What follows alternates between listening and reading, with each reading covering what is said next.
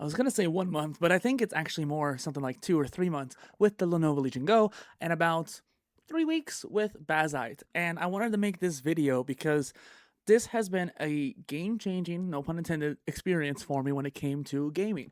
I have been gaming all my life. The first memory I could think of when it comes to gaming was when I was 4 years old playing a Super Mario World emulator on a computer. Now, I wasn't the one that set it up, but I was playing it. So even way back then, I was playing with emulators, I was playing Nintendo games, and the next memory I have, even though I probably played games beyond that, was when I was around 8 or 9 playing Diablo 2. And again, that's a game that I've played countless hours into, and I would still love playing it today. And there's actually some workarounds I've done to play with it. Now, the Lenovo Legion Go comes with Windows, and that is not necessarily a terrible operating system as people make it out to be, but it's not great either. And it has gone downhill, and Microsoft keeps pushing out AI. And as someone who actually likes AI and uses like Claude AI on a regular basis, I hate the implementation it has in the operating system platform. This also goes for how I think the Mac operating system is going to go for it as well. So really, AI is only good when you do it yourself, not when you have it shoved down your throat in the operating system level. Now, I wanted to make this video because as of late, my gaming experience has changed. Now, I have the little Retroid Pocket 4 Pro, which is a nice little Game Boy. It changed how I play games quite a bit. Having a little handheld that could basically play almost anything I wanted was a really game-changing experience. I could basically put everything on it. However, that was everything that was emulated, and having an interface that was more catered towards gaming rather than trying to go through Windows, going into my emulation folder, playing those games. That was not necessarily the most ideal experience. So playing it on the handheld with everything right there, I tried Dati Show and some of the other front ends. I'm actually really excited to play with Cocoon, which is a new front end that was kind of popularized by the AY and Thor. And so I'm kind of hoping that that might kind of increase the immersion experience on the Retroid Pocket. Although I might sell the Pocket now because the Lenovo Legion Go has been a game changer. And there's a specific reason why, and I mentioned at the beginning, Bazzite. So it came with Windows. I spent a lot of time trying to modify Skyrim and installing a whole bunch of games, but the actual experience of trying to play games on that operating system was pretty bad. And for whatever reason, even though I had the insider build, I did not have the full screen experience from Xbox. I even manually put it on there using that sketchy app, but because it was sketchy, I was like, I'm gonna not use this app anymore. And then after I uninstalled that app, I think it actually prevented me from getting the full screen experience because it was acting up a little bit. So, but Windows also too just kept draining the battery faster. It kept making it harder for me to actually get into the game. It took way longer to load in. So there was a lot of reasons why Windows was pretty bad for the handheld. And I actually made a video on here because I traded my Xbox Series X for the Lenovo Legion Go, which a lot of people flamed me for in the comments, and rightfully so. I get why they thought that. I mean, it makes more sense to trade it for like the Legion Go 2 or something like that, or the ROG Xbox Ally. But the Legion Go 1 is a surprisingly capable device, and my mini PC that I had to send back to the company for repairs, and they never sent it back, so I needed something new, was actually basically almost equivalent to that Lenovo Legion Go 1, which is interesting to me because it has the same 780M iGPU. It had basically the same processor, maybe a slightly different gigahertz, but basically the same. The only major difference was like storage and RAM, which I had a lot more of on the mini PC. I had 64 gigs.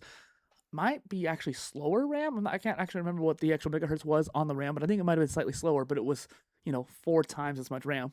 And then on top of that, I had like 3 terabytes, which is 3 times as much RAM or storage. So the experience on that mini PC was already pretty great. The only thing that really struggled to run was Apex, and that's because it's not very optimized. And it was like, it made my desktop computer melt. So, and also State of Decay, which again wasn't very optimized. Pretty much every other game I ran on that machine was pretty good. And the fact that I could play almost any game that I want on an iGPU is already really amazing. And that means this Ryzen's going to get better and better. I'm really excited to get my hands on a mini PC or just a portable handheld that has the Strix Halo and like the Ryzen AI Max 395 CPU, because I think that's going to be an even better experience and probably play the games I want to play at a lower TDP without having to keep the battery going as hard. So I'm actually kind of excited to play that. I don't know why this chair is so noisy. So the experience on this handheld has already been great. Even with Windows, I was playing the games that I wanted pretty well, although there were a few games that kind of had hiccups, like I think Dead Island 2 was running pretty hot, but I might be able to play it now with the better performance on Linux, because Linux in general has maybe not increased FPS at all, but it has basically ran all the games. I don't feel like at a lower TDP per se, but it's just run games more efficiently. And more importantly, getting into that gaming interface has been great. And that's why I wanted to make this video, because I just been playing games. I've been picking up the handheld and playing Octopath Traveler 0, playing the Oracle of Ages, Oracle of Seasons randomizers, playing random, like even Diablo, for example. I own the PC version, but I played the Switch version on the handheld because it's in the controller format, which is kind of crazy to me that like they don't have controller features on the PC version, but you can just play the Switch version and then have controllers built into it.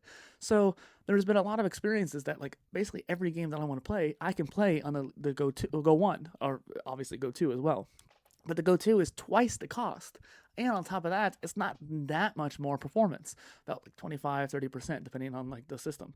And so I think that like having, also I think the increase in size is a little bit too much to bear, because the Legion Go 1 is already kind of big.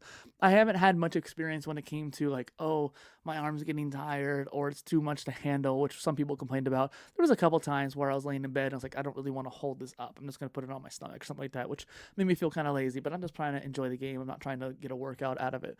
But honestly, too, I got the JSOX dock for the Legion Go, and I just plug it into my TV and just have it right there. I literally just take the handheld and plug it into the TV. When I tried doing that with Windows, it did not work. It did not want to play with the TV at all. It would just detect a screen, but then I had to fiddle around with like, do I duplicate? Do I extend? Blah, blah, blah, blah. And then on top of that, it was having issues with like resolution compatibility, because it was 16 by 10 on the handheld and then 16 by 9 on the TV. And then do you do 4K on the TV and 1080p or 1200 on the handheld? It was, Windows was freaking out, and it made it hell. And then trying to play games on Windows with the bandwidth of like how much Windows already takes when it comes to performance wise, just did not want to work. Whereas with Bazzite, I've not had to think about that at all. I literally just plug it into the TV and it just works. And the resolution seems fine. It's not trying to run games at. I've been worried about that. Where like, hey, is it trying to run the game at 4K? I'm like, I don't want to do that on this handheld. I don't want to push the handheld too hard. It hasn't been doing that. I think it just runs it at the same resolution. Why is this chair so noisy? It's bugging the hell out of me. I need to put some WD-40 on here. So WD-50. So it's just interesting to me that like the experience has changed so much. Now the one difference is like I really wanted to use the Go 1 as a portable streaming or content recording system when I go to conferences like VidSummit. But now that I'm on Linux, I don't want to use just OBS. I want to be able to use other tools like Meld or Streamlabs if I want to, if I need to.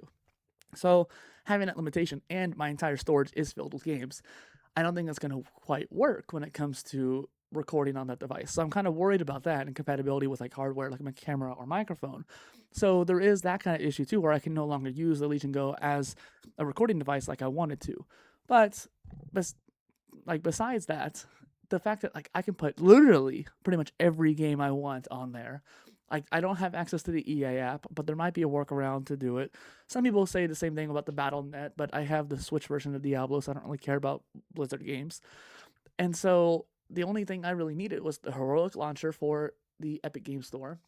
I have Diablo 1 on GOG, and that's it.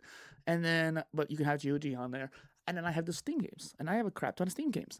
And then you just have emulators. And so between the emulator, Steam, and Epic, all of my games that I want to play are on the same handheld. The only issue is the way SteamOS kind of presents games that aren't on Steam, and that's kind of annoying. I mean, there's a Decky plugin called Tabmaster, but that broke on recent updates, so I wasn't able to organize my game collection. I can't see everything all at once anymore, which sucks, because I had to like, even with Tabmaster, I had to do like a workaround that was like, oh, show me only the installed stuff, not everything, and that was annoying.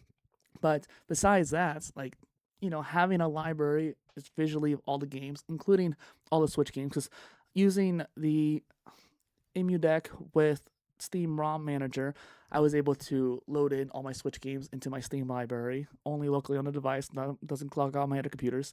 And so that was interesting, where I was able to actually just like pull in the games that are, I only have like a dozen or so, something like that. And so I wanted to be able to see them on my actual handheld in my library. and that was pretty nice. It wasn't seamless because the CM ROM manager is ridiculously complicated, but once I got it to work, it was pretty cool.